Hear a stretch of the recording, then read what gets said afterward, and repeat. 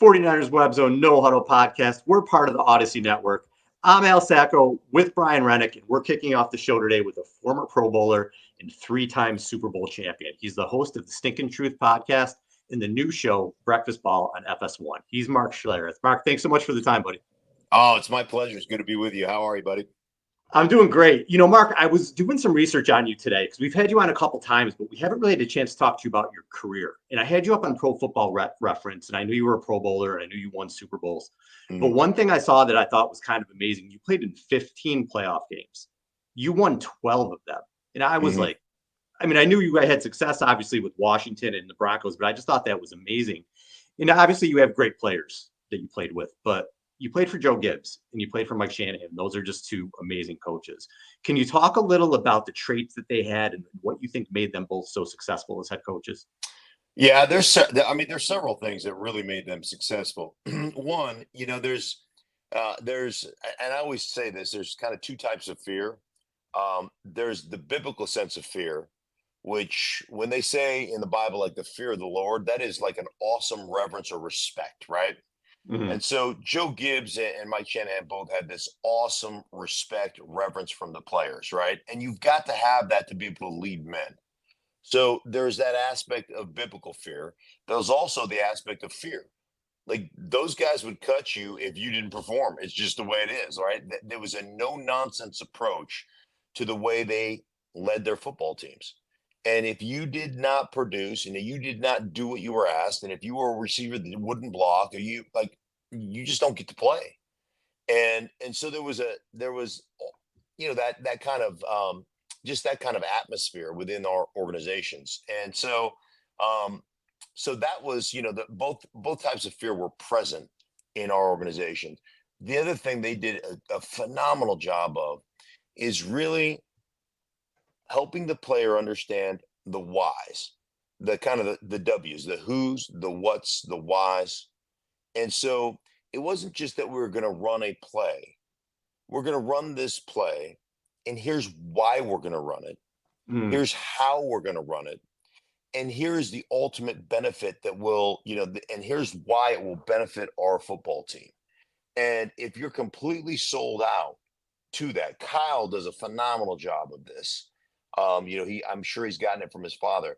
But if you're sold out to this, this is how we're going to benefit. This is how it's going to help us win a football game. I watched Kyle once in a meeting basically say, here's this play, and we're going to run this particular run 6 times. We're going to get 2 yards of carry. This play isn't worth a shit. But if we execute and we sell out on this play, Kittle, you're going to get an explosive. Aiyuk, you're going to get an explosive, right? Juszczyk, you're going to get an explosive. And we're going to end up at least scoring 1 touchdown and having 3 explosive plays. And so when you start talking about explosive plays in the NFL, and teams do it a little bit differently, but on average, it's a 10-yard run or a 20-yard pass. Well, each explosive on a drive equates to an average of 2.8 points per explosive. So all of a sudden, if you run a play 6 times and you get 2 yards of carry, but it nets you 4 explosive plays in the passing game, guess what? You're gonna win that football game. And so those coaches, Joe Gibbs and Mike Shanahan, it's passed down, obviously, to Kyle Shanahan, were so phenomenal at essentially having us understand more globally why we do things and the benefit, the cause and effect of doing those things the right way. And so there's always that benefit. And you knew, man, if I sell out, we're gonna score. If I sell out, we're gonna do. This is what's gonna happen. This is the benefit. And I can tell you this, anytime you win on Sunday, for a player, it's obviously it's always good to win, but losing, there's always some type of punishment involved in losing. Coaches are very great at making you feel miserable, right? And so it was one of those things. Let's just avoid. Like we had a steadfast rule. It started with Joe Gibbs. I carried it over to Mike Shanahan. 2 things.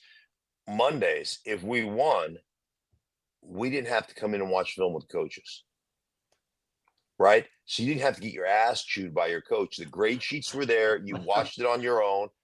and then we didn't have to meet as a football team. So there became this punishment aspect to going, Sunday you'd be in the fourth quarter, you'd be down and like, hey, sons of bitches, I don't want to. I do not want to sit down with those coaches tomorrow. Right? I had to play in the third quarter. I don't want to hear about. So let's go, let's go. And then the other thing what we ended up doing with Mike is on Fridays. Now this is because we did this with Mike Shanahan, but on Fridays this wasn't a Joe Gibbs thing, but like you don't want to put on a helmet and shoulder pads on Fridays, so we had hat day on Fridays. And if you won, you got to go out on Fridays in a hat and you didn't have to put your helmet on, right? Hat and just jersey. And dude, like we're simple creatures, I mean, just men in general, feed me well, like, and like we're pretty simple that way. Yeah. And it's amazing how just not having to wear your helmet out to practice on Friday, what a motivating factor that can be on a Sunday.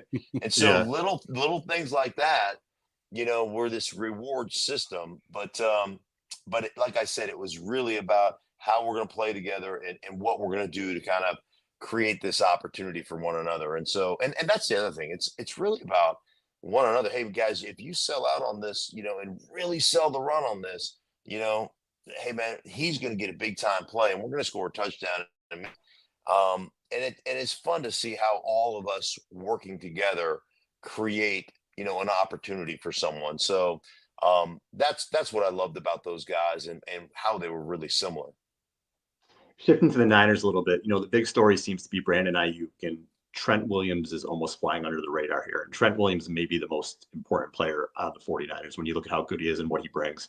I was listening to your show a few weeks ago when you were waxing poetic about how good he is and what he brings to the offense. Can you tell our listeners a little bit about, as a former offensive lineman, just what you see in Trent Williams? Well, one, he's not afraid to lose. He is not afraid to, like, he never tiptoes off the ball. He never tries to position anybody. He never tries to make sure that he's safe. He comes off the ball and tries to shorten your freaking neck. And like he is trying to kill people. Like it's frightening to watch. And it's also really exciting to watch. And so there's that aspect to him that sets a tone. It just for the offense, man, he's coming off hunting and he's an intimidating factor out there. He is just something special. He's so fun to watch.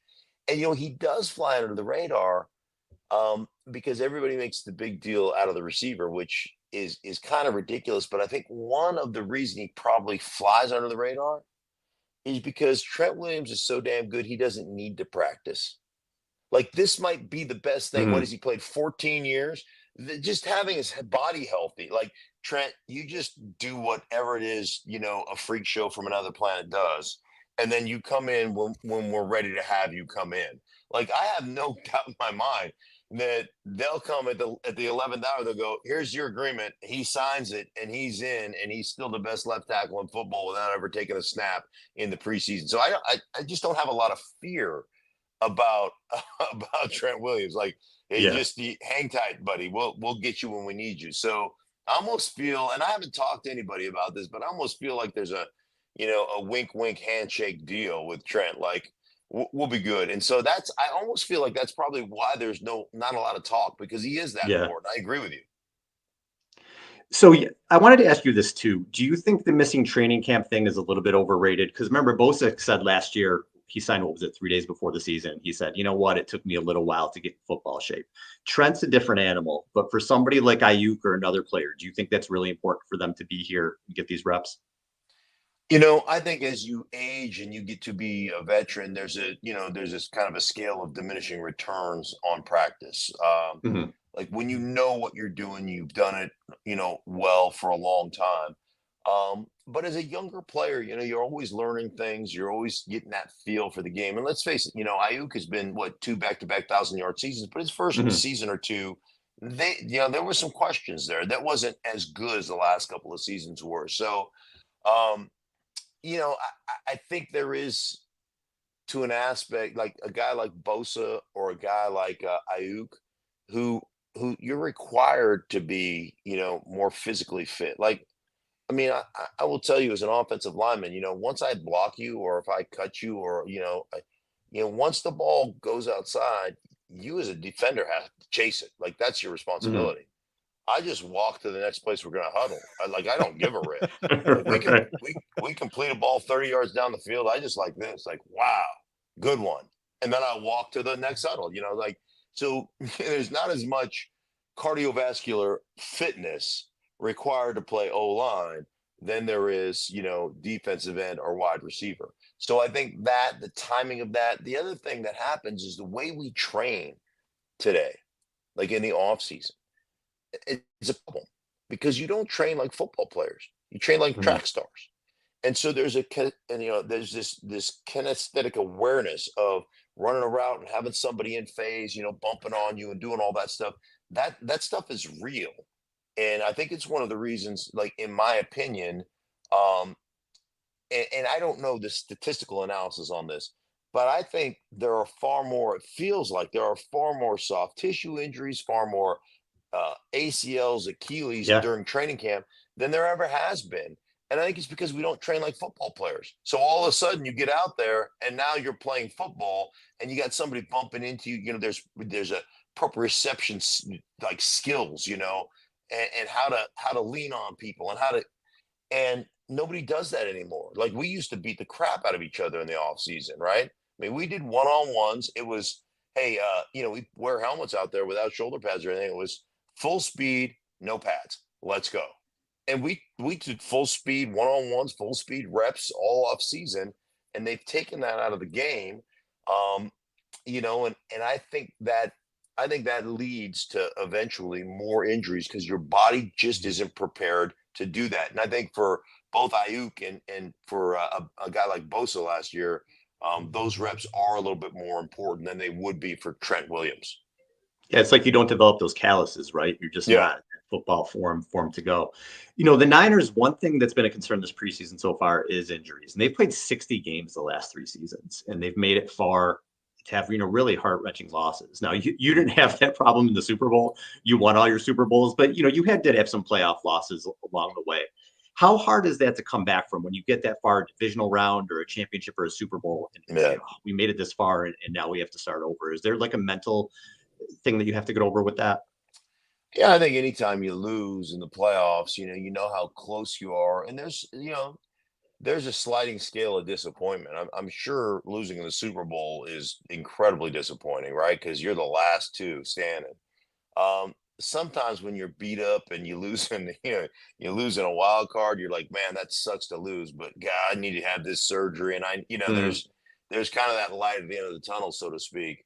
But for the Niners, as deep as they've gone, and the disappointment to be in overtime and to lose that game to Kansas City, to be up 10 late in the game a couple of years ago and to give up the one big long one to Tyreek and to miss a Yeah. couple things on offense, there's a couple throws that Jimmy Garoppolo didn't make, that I think would have tilted the scales in San Francisco's favor and they would have won that game. And then obviously to have the Brock Purdy injury in the NFC Championship, those things are so unfortunate. But I think one thing about the Niners, when you talk to guys, and I've talked to several guys this offseason, Kittle and Juszczyk, and like there is this unfinished business aspect to them that I really, really like, Yeah. right? They know how close they've been. They know how good they are. They knew how good they can be. And there really feels like this man, we've forget about disappointing our fans, that's tough, but we've really disappointed ourselves in the way at the end of the year, the way we haven't been able to finish. And so they feel like they're in a good place to me that way mentally. We'll see exactly how it plays out, but I know they're talented. I know they're tough. Um, I know Kyle Shanahan does a great job with his staff and the rest of the coaches on that staff. Mhm. So, I feel pretty good about kind of where they sit. Stink, congrats on the new show. Thanks for the time. We always love having you. Anytime, guys. Take care, man, and go Niners. Thanks, Thank Mark. you. Yeah. All right. Brian wasn't punished. If you were listening to that and you're wondering where the hell was Brian in that, Brian was just freezing because he couldn't, Stink couldn't hear him there. So Brian's back. Brian, we got to get into this preseason game a little bit here. Week 3 of the preseason, last preseason game. Oh, we know what? Before we talk about that, though, I just did a whole interview. I didn't talk about Brandon Aiyuk's contract once. Did you notice that? I did. I like once. I alluded to it a little bit, talked about him coming into camp late, but we did not talk about the contract or the trade. I'm very proud of myself. I don't know if I'm going to get through the whole show without doing that, but here we are. Anyway, week 3 of the preseason. Looks like the starters are going to play, at least most of them. Except for Brandon Aiyuk. And Trent Williams. And Christian McCaffrey. Yes. But my mind goes to the offense first. And the reason for that is what we saw in the last game. Not that I put a lot of stock into that at all, because I don't. But Purdy's going to be behind center again. Mm-hmm. You probably have some former Jordan Mason or Elijah Mitchell, maybe a running back. We'll see what happens. Yeah. I'm assuming Debo and Kittle will play at least a little bit. Mm-hmm. And Jennings. And Juwan Jennings, and then maybe a Chris Conley, whoever's going to end up being at Aiyuk's spot. So he'll have his weapons out there. What I want to see in this game as well, the offensive line that we were knocking last week, right now is their starting offensive line. Right. Aaron Banks is hurt, Trent Williams isn't there. So if those guys are not back by week 1, the line you're going to see is Jalen Moore, Nick Sikel, probably. We'll see what happens with Burford. Yeah. Jake Brendel, Dominic Pooney, who they basically said has won the right guard competition, and Colton McKivitz. If they look the way that they did last game, I'm going to be a little bit nervous. I want to see the Niners come out here. Not again, it's preseason. They're not going to show much, but just seem like they have a little continuity, a little swag on offense. Yeah. And, like we said in our last episode, he was throwing to guys that, he isn't really ever going to be throwing to. And guys like Trent Taylor, who probably isn't going to make this team. And, let's not forget Purdy's game, right, is between the ears and it's timing. And if you watched any of the film, which was gross, any clips, right, the 49ers wide receivers, when Brock Purdy was on the field, were getting roughly 0 separation from the cornerbacks that were covering them. And again, Purdy thrives on timing routes, thrives on knowing where you're going to be so he can deliver the ball there. And when you don't have rapport with the guys that you're throwing to, you're not going to trust that, and it's not going to look good. And so he has rapport with Debo, he has rapport with Kittle, he has rapport with Jennings. Mm-hmm. If those guys are out there, I think we're going to see a little bit more of a comfort level from Brock Purdy. Again, not to say that, he can't succeed without the Avengers. What we're saying is he's a timing quarterback, and he thrives on timing routes. And when you're playing with guys that you're not used to playing with, that timing goes out the window and that confidence goes out the window. And I think that's part of what we saw. The other thing was they played a Saints team that was playing their starting defense and their starting defensive line. And that's a top 10 defense in the NFL, more than likely by the end of 2024. And they're good, right? Like, they're good. And when you have scrubs everywhere except for along the offensive line, you've got most of your starters, it's just not going to look good. And so to have the regulars out there, I think is going to be huge for Purdy. And I think we're going to see a pretty different performance from him, not to mention the fact that they're not going against the level of defense that they did against the New Orleans Saints. You know what's a little scary too? Ricky Pearsall didn't practice this week. We know how the Niners can be with injuries. I really hope he gets back there next week, because if he doesn't, again, now you're talking, is he going to start the season maybe on IR or something? We don't know, but let's hope he gets back next week. This Aiyuk thing we don't know about, and I put out a tweet joking. I don't know if people took it that way or not, because when you look at it, it's pretty frightening, and it really could happen. Niners week 1 wide receivers. There's a world where it's Debo, Conley, Jennings, Cowing, Taylor, and Bell, or some form of that. If Aiyuk isn't ready or whatever's going on there, if Ricky Pearsall isn't healthy, that's a little bit scary. I do think Debo is going to have a big year this year. He understands he's probably playing for his 49ers career, or at least another contract somewhere else. Mm-hmm. I suspect him to have a big year. At least it looks that way right now. Kittle, if they target him, again, will have a gigantic season, and you have to add him into whatever kind of pass catchers, and McCaffrey too. But that receiving group looks really, really thin all of a sudden if you don't have Aiyuk and you don't have a first round pick there. So that's going to be really interesting to see how it all plays out. And look, they invested a lot in Pearsall. I mean, that's the guy that they were bringing in to replace one of their all pro receivers. So they need to get him back on the field. Well, and not only that, but this Aiyuk contract situation plus the Ricky Pearsall injury really puts restrictions on the roster management as well, because, right, you're going to have to cut down to the 53 man. If you still haven't signed Aiyuk, right, and Pearsall is still injured, then if with Pearsall, you're going to have to either put him on the PUP or put him on the IR, which takes him out weeks into the regular season. Otherwise, he takes up a roster spot and you don't have anybody to come up behind him because he's taking up a 53 man spot. And then again, with Aiyuk, it's like, if they don't have him signed, I mean, he is signed, he's under contract, right?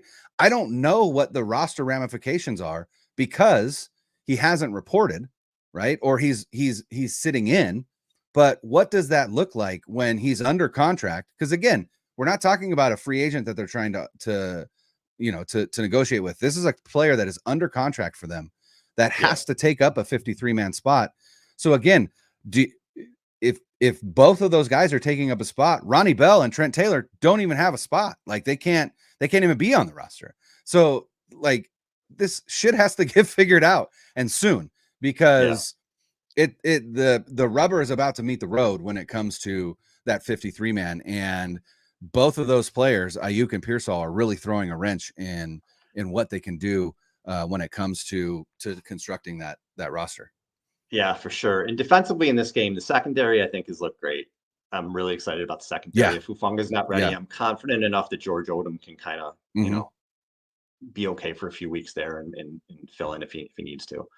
Linebackers, there's some talent there behind Warner and Campbell. Again, I feel like there's more depth there than maybe I thought that there was. So what I want to see in this game, I want to see the defensive line, and I don't mean the 4 starters. I mean, the other guys on the defensive line start to give me a little bit of a hope that, this unit's a little bit deeper than I thought it was. Because right now, that's the offensive line is a concern for me. And on the defense side of the ball, the defensive line is a concern for me. And the defensive line is typically not, as in this regime with the 49ers. It's typically like, you know what? They put a lot of resources into here. This is what they build their team around. Right now, it is not for me. I'm definitely concerned. So I want to see Gross Matos, and Gibbons and guys like that kind of say, all right, okay, they're making me feel a little bit better. Somebody like Alex Barrett's had a really good camp, who's definitely on the roster bubble. But I want to see some of these guys that look like they can step up and when the big dogs got to come out of the game, they can still make plays. Yeah, and again, our biggest concern going into the season, the run defense, and what does the interior of the defensive line look like? We've had injuries there.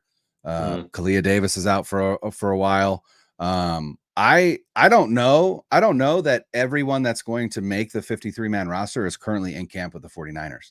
I think they're going to scour on cut down day. I think they're going to scour and look for depth on the defensive line, both on the interior and at edge, because we talked about, with Jackson being out for the full season, their current edge players are Nick Bosa, Yetur Gross-Matos, Leonard Floyd, Robert Beal Jr., who again is a pass rush only edge defender, and Alex Barrett, like, again, I mean, made a play in the preseason game and has been a long tenured 49er, but not anybody that you're like, yeah, that's cool, we got him. So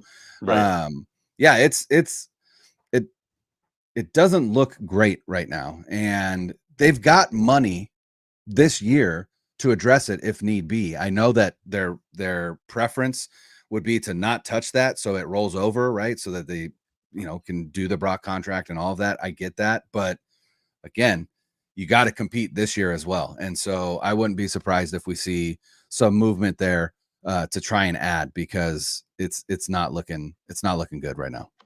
Yeah, August 27th, which is next Tuesday is cut down day when the Niners got to get to 53. So you hope at that point the Trent Williams situation is at least figured out and he's back. And I agree with what Mark said. Just kind of feels like there's a wink and a nod there, like I'll be in when I'm in type thing. There's probably going to be a pay raise, but I would be shocked if he's not back for week 1. I really would be with Williams. And also agree with him in that Williams is a freak. I know we said it last year with Bosa too, and Bosa said he needed the time. Maybe Trent's just, you know, I've been doing this for a really long time. I'm fine. Because Trent is kind of feel like he's a different animal. But everybody else, I don't feel that way. And it's a little bit scary. And I talked about how important this week was with he who shall not be named. I don't want to talk about the contract, but how important this week was to get the team whole again. Let's put it that way. And it's not going to happen. It's not going to happen this week. Well, and I would early next week. And I appreciate what Mark said, where it was like, look, on the offensive line, not that they're not athletes, right? We're not trying. Mark's not saying that, right? But it is a bit of a different animal than say a Nick Bosa, who not only has to get in football shape, but again when you play defensive end, you're rushing the passer, you're defending the run, whatever. Like you said, you're going against a player trying to shed a block, and then you have to pursue, right? And that's different than Trent Williams knows how to block, right? Knows how to pass block, knows how to run block. He knows those things. Those things aren't changing, right? It's not that, he needs reps because he's got to get used to, he's the best, probably arguably, to ever do it. So I understand where he's coming from, but I agree, it might not look pretty the first, game or two, but I'm not worried about Trent Williams. I'm more worried about Brandon Aiyuk and what this offense looks like. Because again, he's been there, he's been in installs, he's been in film study, he's been in the meetings, like he's done all those things. That's great. I love it. But there's still, and I know that he has a good rapport with Brock Purdy. We've seen it already, but I still think that there's room for him to get back in football shape. And I think it might take a little bit. If you're drafting for fantasy, I wouldn't draft Brandon Aiyuk. Or at least not early. I would hold off, because I think the first half of the season is going to be pretty down for him. And which is partly why it's probably important for him to get this extension signed, because again, if he comes in just on that 5th year option, he might not have the season that he would like to have in order to cash in the offseason.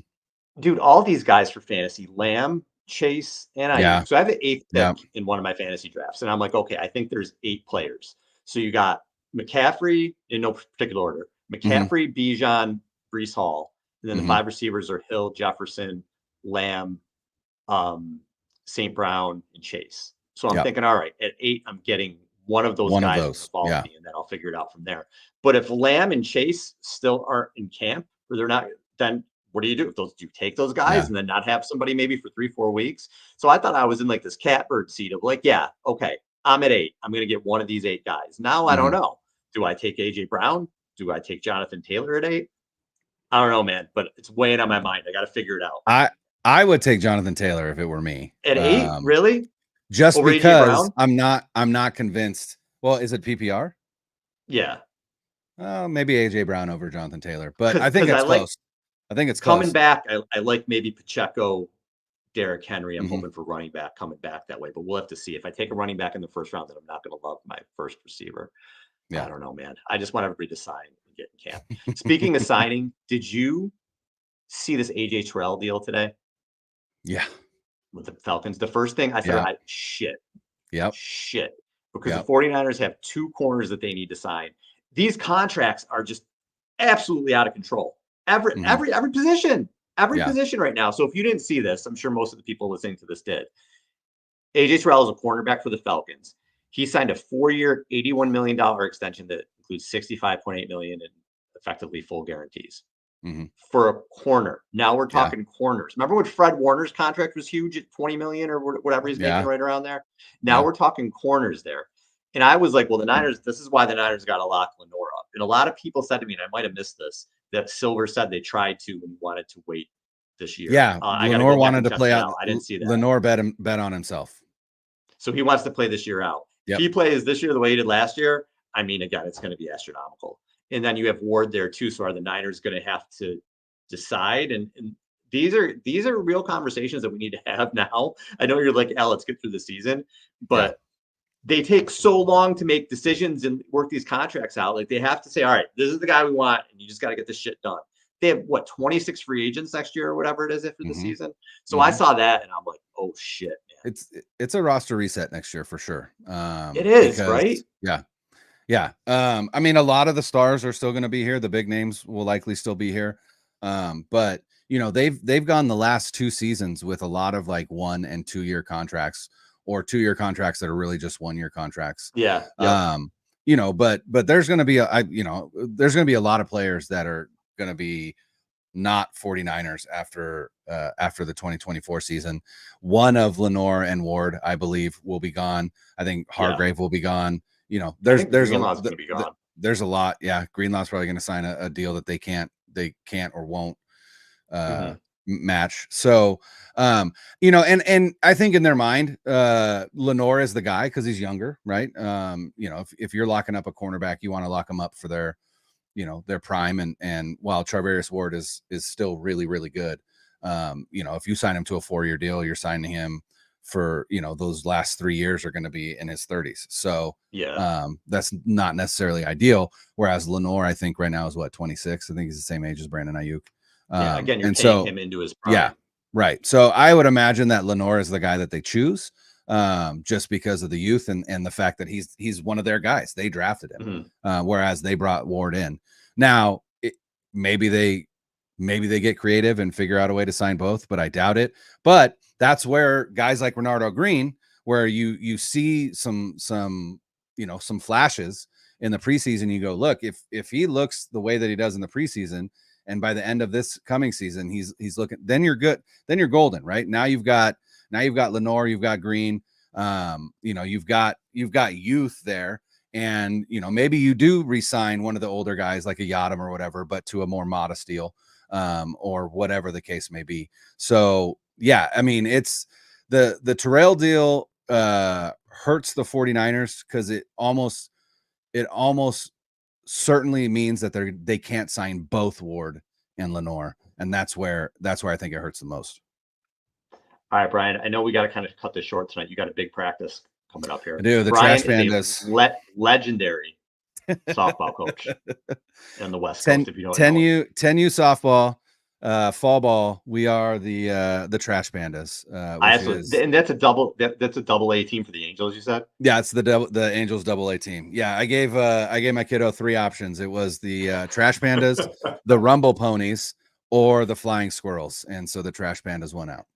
But I also coach softball. So used to coach baseball. Now I'm doing a little bit of softball, and the retirement is imminent for me. It's I had 2 girls, so softball was my only choice. It's fun, man. I love it. I absolutely love it.